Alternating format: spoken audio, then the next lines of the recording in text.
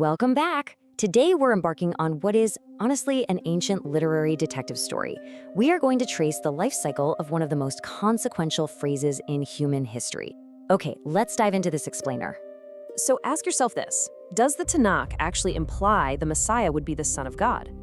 Well, if you open the Hebrew Bible today looking for that exact phrase and you're expecting to immediately find a singular cosmic savior, you're going to be in for quite a shock. The ancient source material operates in a completely different universe than what we might expect. We're tackling this massive historical question today, and the journey to get the answer is absolutely fascinating.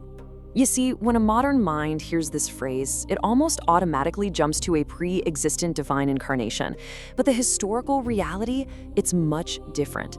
In these ancient texts, this title is applied to the collective nation of Israel, to angels in the divine council, and perhaps most jarringly for us, to deeply flawed, very human kings sitting on terrestrial thrones in Jerusalem. It's a highly grounded, earthly context.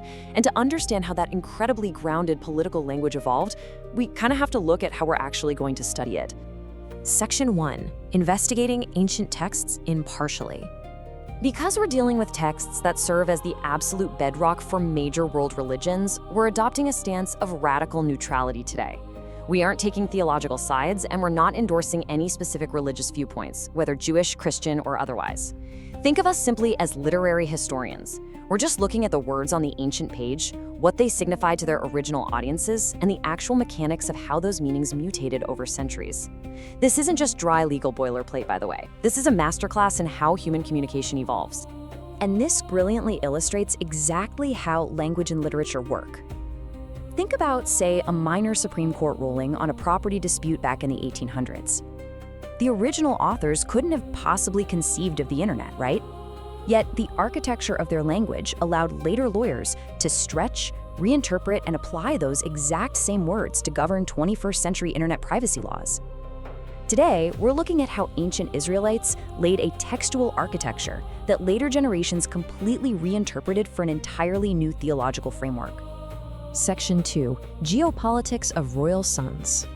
To understand how this concept eventually scales up to a cosmic, world-saving figure, we really have to start on the ground floor. If we're looking for the textual foundation of divine sonship, the ancient literature is heavily indirect. But the absolute clearest starting point is actually a coronation script found in Psalm 2. God is speaking to an anointed king and says, "You are my son, today I have begotten you." Now, in a 21st century vacuum, our minds jump straight to biological birth, or literal DNA. But historically, this was spoken over a human king right on his coronation day. In the ancient Near East, calling a king son of God wasn't about biology. It was essentially a royal job title. It was an adoption formula and the ultimate stamp of geopolitical legitimacy.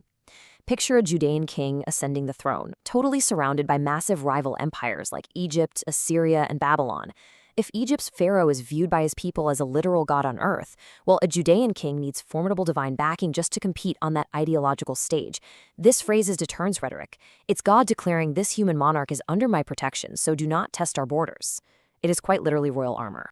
This royal son language is cemented in another foundational text, 2 Samuel 7, where God establishes a covenant with King David.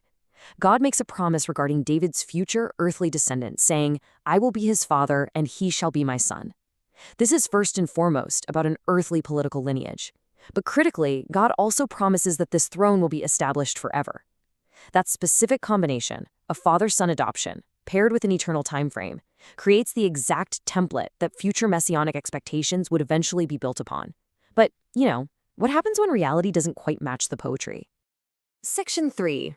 History breaks eternal promises. Before everything falls apart, these earthly kings heavily weaponized this adoption covenant in their royal poetry, specifically in Psalm 89. The king cries out in desperate dependence, calling God my father and the rock of my salvation, reminding God of his promise of protection. In response, God promises to make this king the firstborn, explicitly defining that as the highest of the kings of the earth. Now, modern readers might see a category error here, taking firstborn as literal birth order. But in the ancient Near Eastern worldview, there was no sharp dividing line between politics and theology.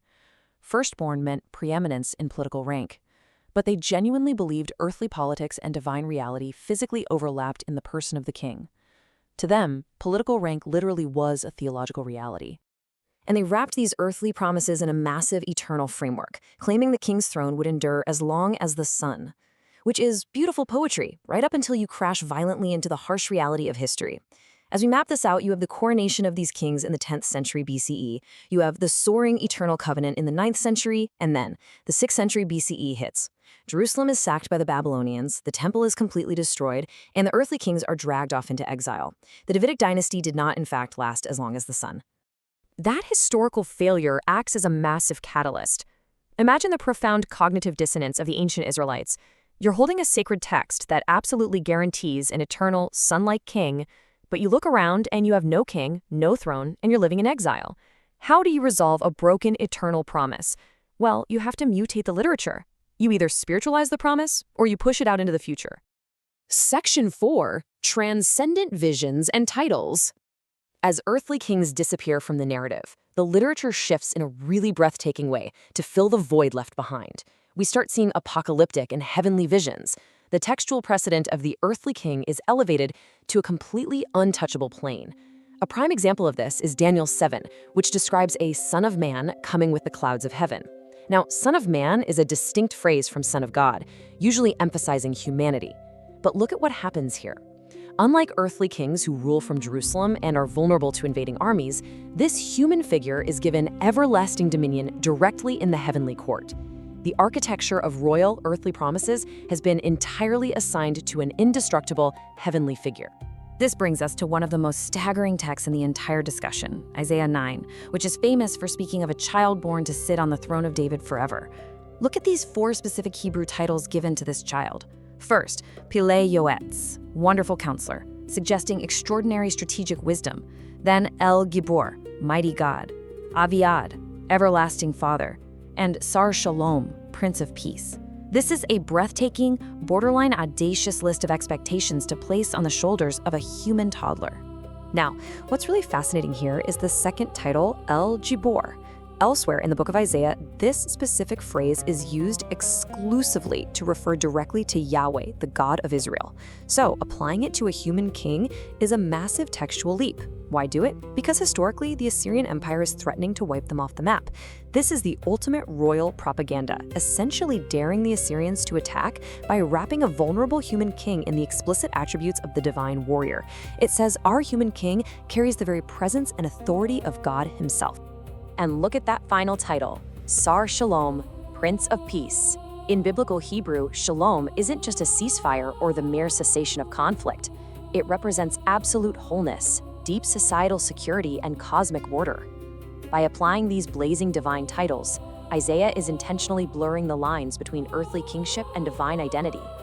Whether meant originally as heightened political propaganda or something more, it undeniably provided massive theological building blocks for future generations to use.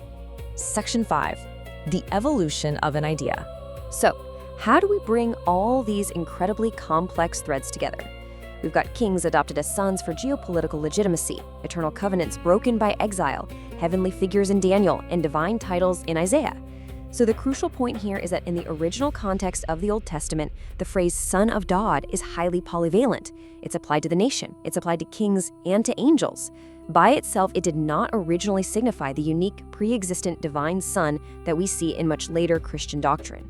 Instead, what we have is basically an ancient theological pantry. The Hebrew Bible provided all the raw ingredients, the royal Davidic texts, the eternal covenants, the titles of divinity.